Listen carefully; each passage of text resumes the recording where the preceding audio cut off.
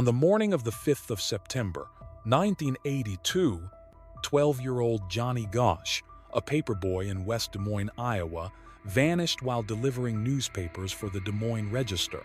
His disappearance, one of the first to be publicized on milk cartons, became a watershed moment in American history, igniting national awareness of missing children and fueling debates about child safety, law enforcement response, and the possibility of organized criminal activity.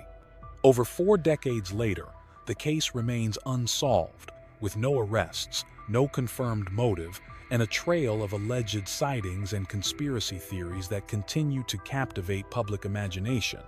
Johnny Gosch, born the 12th of November, 1969, was a responsible and well-liked 7th grader known for his reliability as a paperboy.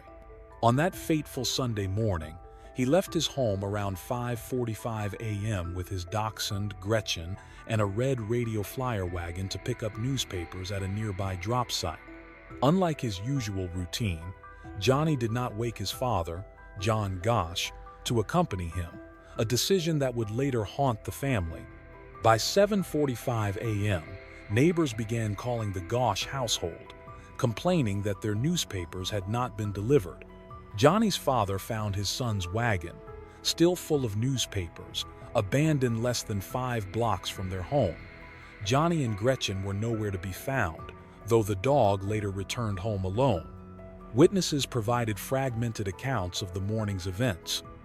Other paperboys reported seeing Johnny at the newspaper drop site, sorting and folding papers. One paperboy, Mike, observed Johnny speaking with a stocky man in a blue 2-tone Ford Fairmont who appeared to be asking for directions. Another witness, John Rossi, noted the same man in the blue car and found the interaction suspicious. A neighbor reported hearing a wagon rattling through a yard, and another claimed to have seen a car peel out near the intersection of 42nd Street and Marquardt, close to an interstate highway. Despite these accounts, the descriptions of the man and the vehicle were inconsistent, complicating early investigative efforts. The Gauchers immediately contacted the West Des Moines Police Department, but the response was sluggish. At the time, Iowa law required a 72-hour waiting period before classifying a child as a missing person, and police initially suggested Johnny might have run away. This assumption, rooted in the era's limited understanding of child abductions, delayed critical early action. By the afternoon, approximately 30 officers, along with friends and neighbors, were searching for Johnny, but no significant evidence was found. The case was initially treated as a missing persons case, not a kidnapping, and the FBI was not immediately involved, frustrating the Gosch family. The investigation into Johnny Gosch's disappearance faced significant hurdles. The West Des Moines Police Department, led by Chief Orval Cooney, was criticized for its slow response and initial dismissal of foul play. Cooney's own history, including a 1951 conviction for assault as a teenager, later fueled speculation about police incompetence or cover-up, though no evidence supports such claims. The lack of a clear crime scene, physical evidence, or consistent witness testimonies hindered progress. The police eventually classified the case as a kidnapping but could not establish a motive, and no suspects were arrested. The Gosches, dissatisfied with law enforcement's efforts, hired private investigators, including Jim Rothstein, a retired New York City police detective, and Ted Gunderson, a former Los Angeles FBI branch chief. These investigators explored theories of organized crime, particularly child trafficking and pedophile rings, though their findings were often speculative and lacked corroboration. The FBI, when eventually involved, found no evidence to support these theories, and the case went cold, with files now filling 7 drawers at the West Des Moines Police Department.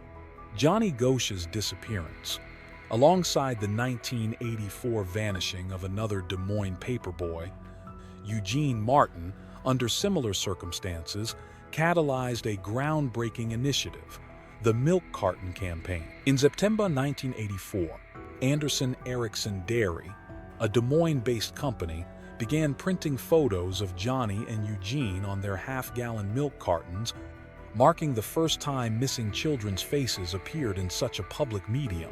The idea, sparked by a relative of Eugene Martin who worked at the dairy, quickly spread nationwide, with approximately 700 dairies distributing 3 billion cartons featuring missing children's images by the mid-1980s. This campaign brought the issue of child abductions into American homes, raising awareness but also stoking fears of stranger danger. Noreen Gosch, Johnny's mother, became a tireless advocate for missing children, channeling her grief into action. In 1982, she founded the Johnny Gosch Foundation to educate communities about child predators and fund private searches. Her most significant achievement was lobbying for the Johnny Gosch Bill, passed in Iowa in 1984, which mandated immediate police response to missing child reports where foul play was suspected. 8 other states adopted similar laws, and federal legislation later eliminated waiting periods for missing children nationwide. Noreen's testimony before Senate hearings on organized crime in 1984, where she spoke about organized pedophilia, further amplified her influence, though it also drew death threats and skepticism from authorities. Over the years, several alleged sightings of Johnny Gosch kept hope alive but added complexity to the case. In 1983, a woman in Tulsa, Oklahoma, reported a boy identifying himself as John David Gosch crying out for help before being dragged away by 2 men. In 1985, a dollar bill with the message, "I am alive," Johnny Gosch was found in Sioux City, Iowa, and Noreen claimed it was her son's handwriting. In Denver, Colorado, the phrase, "Johnny Gosch was here," was discovered written in red nail polish in a public restroom.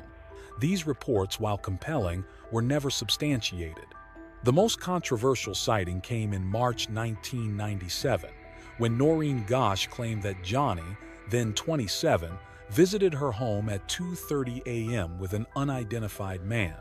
According to Noreen, Johnny revealed he had been abducted into a pedophile organization, was cast aside when he became too old, and was living under an assumed identity out of fear for his life. He stayed for a few hours before leaving, and Noreen has not seen him since. Johnny's father, John, divorced from Noreen since 1993, expressed skepticism about this encounter, and no witnesses or evidence corroborated her account. The Johnny Gosch case has spawned numerous conspiracy theories, many centered on the idea of an organized child trafficking or pedophile ring. Noreen Gosch has been a vocal proponent of this theory, asserting that her son was abducted for a child pornography and prostitution network with ties to powerful figures, including politicians, the CIA, and the military. She detailed these claims in her 2000 book, Why Johnny Can't Come Home. Private investigators like Ted Gunderson supported these allegations, pointing to a broader Franklin conspiracy involving alleged child abuse in Omaha, Nebraska. In 1989, Paul Bonacci, a convicted felon, claimed he helped kidnap Johnny as part of a child sex trafficking operation. He led investigators to an abandoned Colorado home where he alleged Johnny was held, but authorities found no conclusive evidence, and Bonacci's presence in Omaha at the time of the abduction undermined his credibility.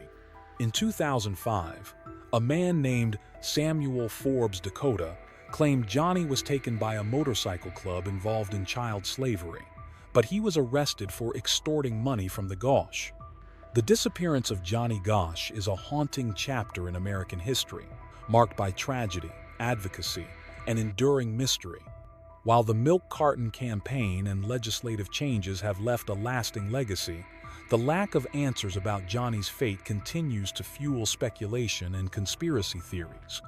Whether Johnny was the victim of a random act or a larger criminal network, his case underscores the profound impact of a single child's disappearance on a family, a community, and a nation. As Noreen Gosch has said, you have a choice.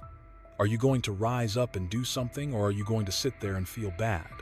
Her relentless pursuit of answers ensures that Johnny's story will not be forgotten, even as the truth remains elusive.